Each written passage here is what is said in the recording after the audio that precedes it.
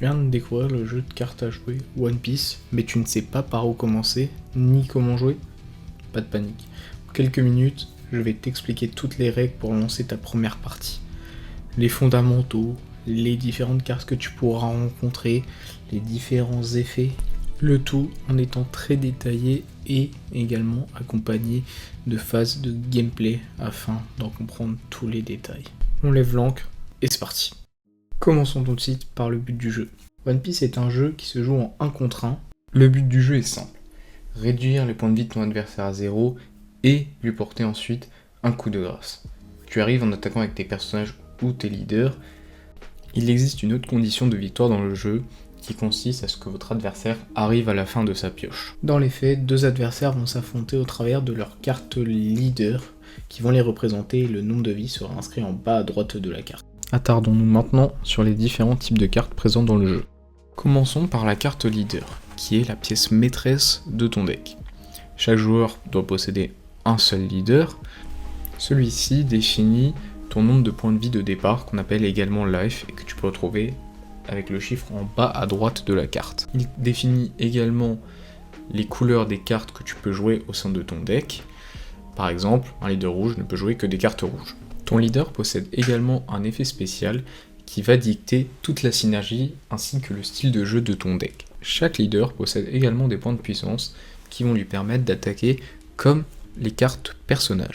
Il existe également des leaders dits multicolores qui permettent, comme leur nom l'indique, de jouer des cartes de différentes couleurs au sein d'un même deck. Parlons maintenant des personnages.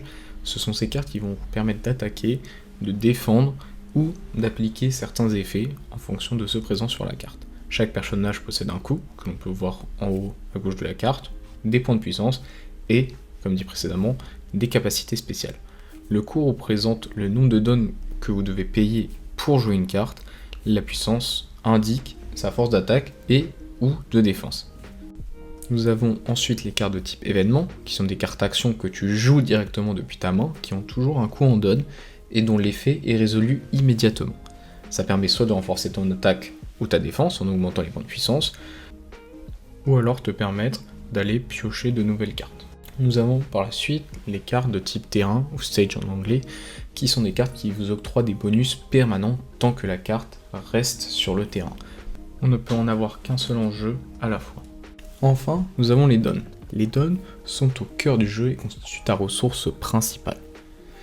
Ils vont notamment te permettre de pouvoir jouer tes cartes, car chaque carte personnage, événement ou T1 possède un certain coût en haut à gauche, mais tu peux également les utiliser pour les attacher à ton leader ou à tes personnages pour les renforcer lors de l'attaque. Chaque don attaché à un personnage lui octroiera 1000 de puissance supplémentaire. Parlons maintenant de la composition de votre deck. Pour jouer, il te faudra un deck de 50 cartes ainsi qu'une carte leader, plus 10 cartes don qui vont te servir de ressources. Au sein de ton deck principal, tu peux jouer 3 types de cartes. Des cartes personnages, des cartes lieux, terrain ou des cartes événements, et chaque carte ne peut être jouée au maximum qu'en 4 exemplaires. Il est important de rappeler qu'au sein d'un deck, on ne peut jouer que des cartes de la couleur de son leader. Tu as fini de construire ton deck et tu aimerais savoir où tu dois placer tes cartes sur ton terrain lorsque tu joues. Sur la partie centrale, tu auras un emplacement pour ton leader. Juste à sa droite, si tu en joues, tu pourras placer tes terrains, et encore à droite de tes terrains, ce sera l'emplacement pour ton deck. Juste en dessous de l'emplacement de ton deck, tu auras ta défausse, ou ton cimetière. Sur la partie gauche, en bas, tu trouveras ta zone de deck don, là où tu vas devoir placer tes dons en début de partie, et au-dessus, ta zone de vie où tu placeras tes vies. Juste à droite de ton deck de don, tu auras ta zone de coup, ou zone de don, où tu vas pouvoir poser tes dons actifs à chaque fois que tu les ajouteras pendant tes tours. Et enfin, tout en haut, en face de toi, tu trouveras ta zone personnage, où tu pourras placer l'ensemble de tes personnages. Tu ne peux avoir que 5 personnages en même temps face à toi, mais tu peux en défausser un lorsque tu vas en poser un autre. Parlons maintenant du calcul des points de puissance. Les règles de calcul sont simples. Si la puissance de l'attaquant est inférieure à la puissance du défenseur, alors l'attaque échoue. Si la puissance de l'attaquant est supérieure à la puissance du défenseur, alors l'attaque est une réussite. Et finalement, la règle la plus compliquée, si la puissance de l'attaque est égale à la puissance du défenseur, alors l'attaque réussit quand même. L'attaque est donc prioritaire sur la défense. Afin de déterminer le joueur qui commence la partie, on va pouvoir régler ça avec un jeu de hasard. Lancer 2 dés, pierre, feuille, ciseaux. Voici mon plateau de jeu. Disons que pour cet exemple, je jouerai en premier. Nous avons ici mon deck, mon leader et mes 10 dons. Nous allons pouvoir tout d'abord placer cela correctement. Les dons sur la droite, le deck qu'il faut évidemment mélanger et placer ensuite dans la zone de deck et enfin le leader. Je vais pouvoir piocher 5 cartes. Je vais pouvoir les regarder. Est-ce que cela me convient? On va dire que pour l'exemple, non. J'ai la possibilité de pouvoir les remettre dans le deck, remélanger et repiocher de nouveau 5 cartes. C'est ce qu'on appelle le mulligan. Ceci ne peut être réalisé qu'une seule fois. Je reprends donc 5 cartes et il faut que je place maintenant mes vies. Mon leader a 5 vies. Je prends les cartes, bien garder l'ordre dans lequel vous les piochez pour que et vous les positionnez ainsi dans votre zone de vie. Donc la carte qui a été la plus haute dans le deck doit se retrouver tout en haut de votre pile de vie, celle que vous piocherez en premier. Je peux donc commencer mon tour, je joue en premier, je ne pioche donc pas de carte et je peux mettre un don dans ma zone de don. Je ne peux pas jouer de carte à ce tour-ci, c'est donc une fin de tour et c'est à mon adversaire de jouer. C'est maintenant le tour de mon adversaire. Celui-ci joue en deuxième, donc il va commencer son tour par piocher une carte. Et il va pouvoir à son tour, lui, ajouter 2 dons. Nous regardons les cartes que j'ai en main. Nous allons pouvoir donc poser, imaginons, ce Capone Gang Beige, que nous positionnons ici. Évidemment, nous avons utilisé 2 dons pour l'activer. Nous les positionnons donc en face, reposés. Évidemment, lors des 2 premiers tours, donc premier tour de mon adversaire et le mien, il est impossible d'attaquer. C'est donc une fin de tour et je rends la main à mon adversaire. Comment se déroule un tour? Il se déroule toujours selon les 5 étapes suivantes. La première phase, la phase de refresh, suivie de la phase de pioche, la phase de don, votre phase principale, ainsi que votre fin de tour. Tout d'abord, votre phase de refresh, où vous redressez toutes vos cartes, donc vous les remettez en position active, et vous remettez tous vos dons que vous avez potentiellement attachés à vos personnages ou vos leaders dans votre zone de don. Votre phase de pioche ensuite, qui consiste à piocher une carte à chaque début de tour.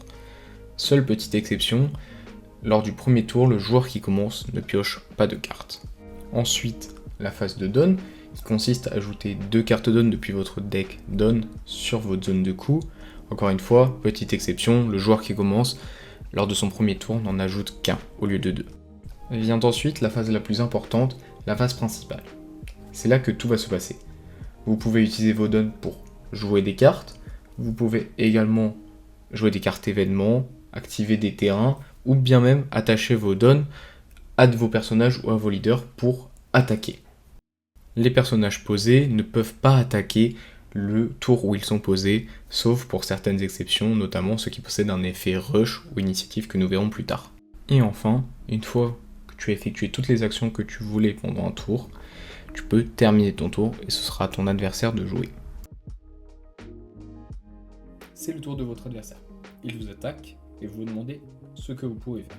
Vous pouvez globalement défendre vos personnages avec 2 possibilités.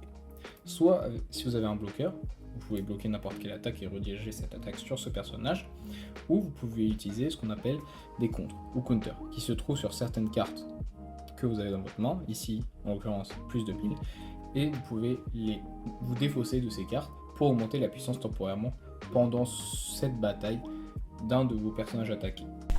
Voici quelques règles que vous devez savoir afin de pouvoir bloquer une attaque. Tout d'abord, votre bloqueur doit être actif, donc en position relevée. Vous ne pouvez bloquer qu'une attaque à la fois, cela veut dire qu'une fois que vous avez bloqué avec un de vos bloqueurs, il sera soit mis KO, soit vous devez le passer en mode épuisé, et vous ne pouvez utiliser qu'un seul bloqueur par attaque.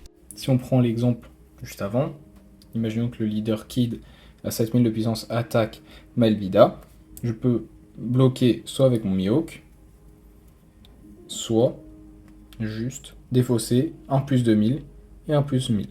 Ça me fera une puissance de 8000 et je pourrai bloquer son attaque. Et voilà, vous avez maintenant toutes les bases pour vous lancer dans le jeu de cartes One Piece. que vous soyez juste fan de l'animé ou curieux de découvrir un nouveau jeu de cartes à jouer, ce jeu a de quoi plaire à tout le monde. Si cette vidéo vous a aidé, n'oubliez pas de laisser un petit pouce bleu, de vous abonner pour ne pas rater les prochaines vidéos qui arrivent rapidement. Et surtout, n'oubliez pas que c'est en jouant que vous deviendrez meilleur.